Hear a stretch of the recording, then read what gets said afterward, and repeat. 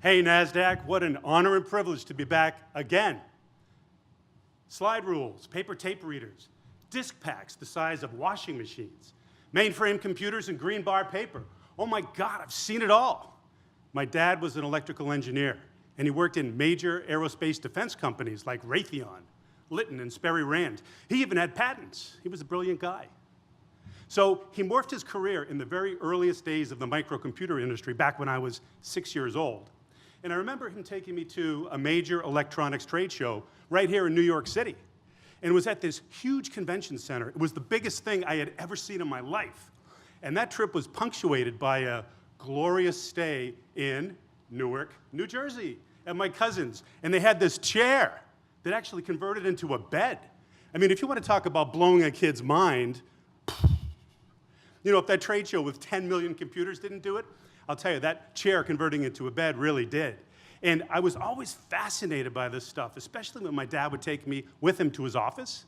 Now, I remember he built one of the very first microcomputers, and that thing used cassette tapes to record the data.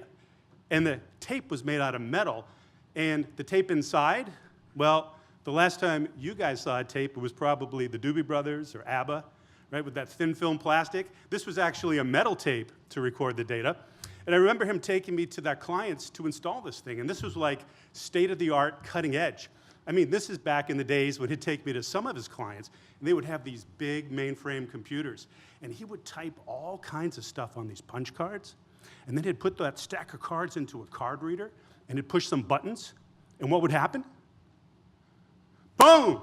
This giant printer would start crunching and crunching and crunching, and when it was all done, there'd be this huge printout with a picture of Snoopy and the Red Baron, just for me, showing off the power of computer technology. But we really have come a long way, even though we've been obsessed with shrinking things, making them smaller and smaller and smaller. Today we're at a point where everything is basically invisible. And most of what I do and deal with is stuff that takes place in the cloud or comes over the internet. And a lot of my practice is helping big companies overcome the threats of cyber terrorism, and specifically ransomware.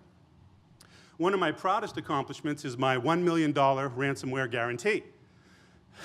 And you know, as far as I know, we're the only company in the whole world that protects their customers up to $1 million against extortion from hackers and ransomware. And we're able to do that because it's backed by Lloyd's of London. Yes, that's right.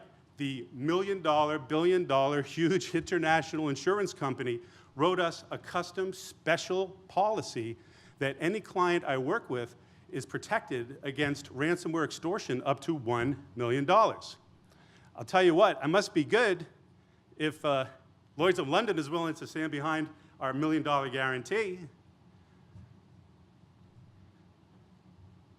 You know what? But I bet you we're never going to have to pay it out. You know why? Because we're just that good. You know, the computer industry really has come a long way. I mean, all the way from slide rules, magnetic tapes, pictures of Snoopy and the Red Baron printed out on giant green ledger paper, being able to get anything done anywhere up in the cloud, all the way to $1 million ransomware guarantees. It's a wild world, and it's been an amazing ride over these past 50 years, and I'm very appreciative to have had those experiences and to have had this privilege to speak with you today here at Nasdaq.